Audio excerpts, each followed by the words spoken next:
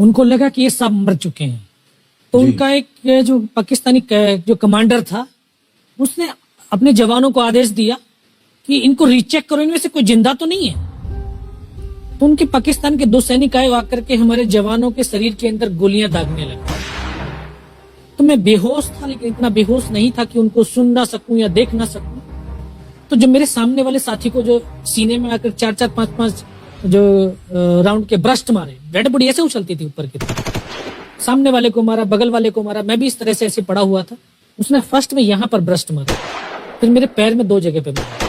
उसको मैं देख रहा हूँ कि धुआं निकल रहा है, लेकिन उस गोली की पीड़ा को चुपचाप पड़ा सहता रहा और उनको यकीन हो गया कि इनमें से कोई जिंदा नहीं। फिर बहुत गालियां दी, बूट की ठोकरें मारी। फिर काफी देर के बाद में उनका जो कमांडर था उसने बोला कि इनके वेपन उठा लो, और नीचे जो हिंदुस्तान का पोस्ट है उसके ऊपर दूसरे जो उनके साथी थे उनको सूचना दिया, उसके ऊपर कब्जा हमला कर दो।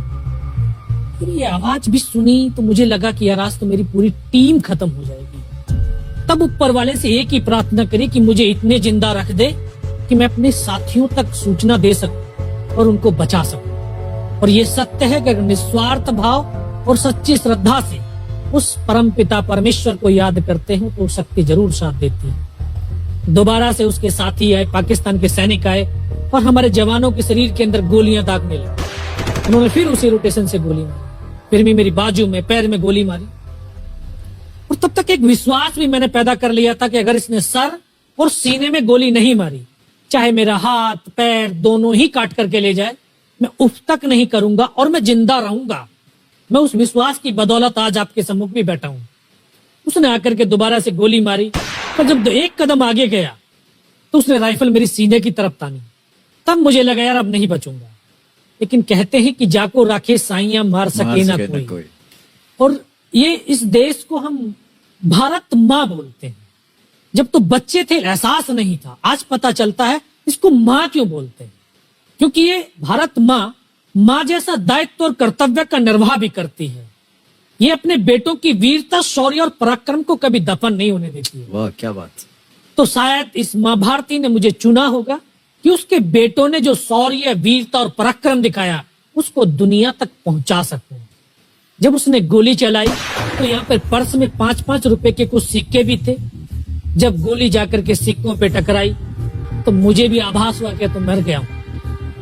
पाकिस्तान का दूसरा सैनिक आया, उसने आकर के मेरा AK-47 उठाया और वापस मुड़ा तो उसका पैर मेरे पैर से टकराया हो। तब मुझे लगा कि यार मैं तो जिंदा हूं। तब मेरे पास एक हैंड ग्रेनेड था, मैंने उसको पिन निकालिया, उसको ऊपर ऐसे फेंका तो कोट के अंदर हुड लगे हुए, हुड के अंदर वो गिरा जी। मुझे तुरंत पीछे की तरफ मुड़ के देखा, पीछे तो कोई मूवमेंट था नहीं।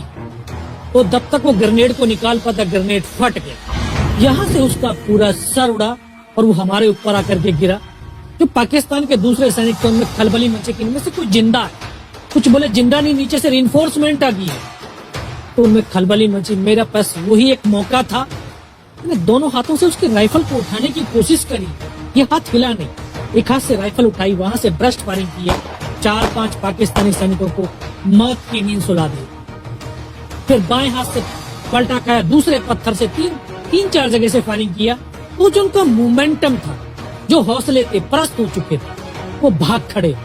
2-3 मीटर गया, जाके देखता हूँ सामने उनके लंगर चल रहे हैं, उनका लिविंग टेंट बना हुआ, उनके जो हैवी वेपन का डिप्लॉयमेंट था वो सब कुछ वहां पे लगा हुआ। उस समय जहन के अंदर एक ही पागलपन था, अपने साथियों को बचाना।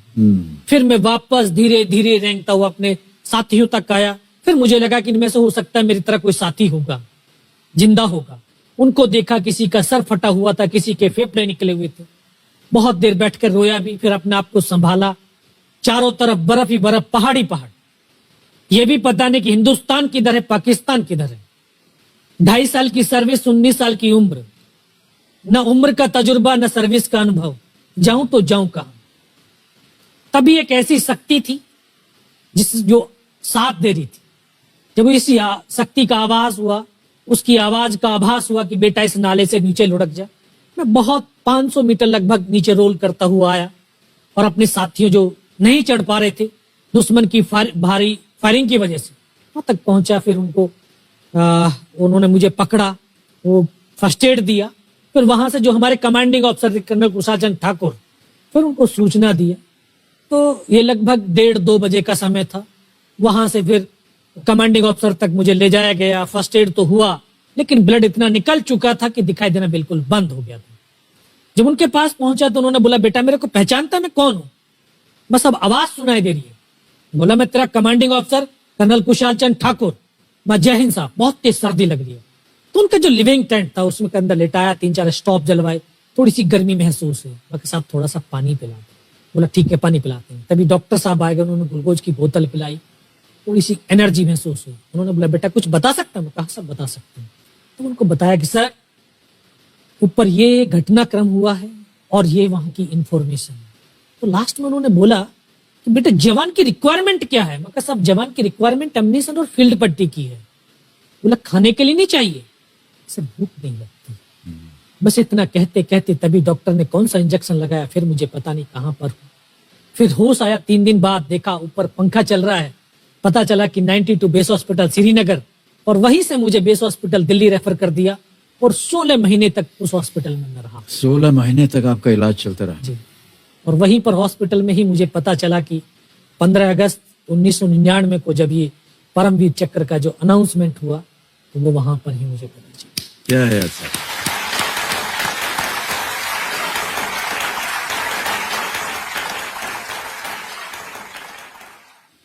सर हमको यकीन नहीं होता कि कोई भी इंसान जब ऐसी परिस्थितियों से गुजरता है तो उसका बयान कैसे कर सकता है, लेकिन ये आपने अपनी बहादुरी का एक परचम जो है वो फैला दिया है।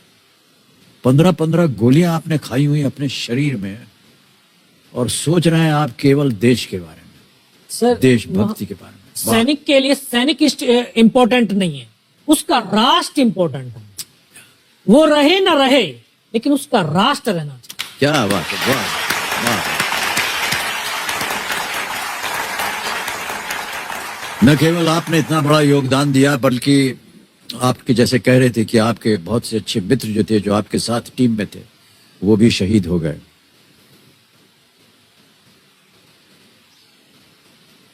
कठिन है सर बहुत इस चीज को दोहराना, इस चीज को आपके मुख से सुनना। अद्भुत है सर, अद्भुत है। बहुत बहुत शुभकामनाएं, बहुत बहुत शुभकामनाएं।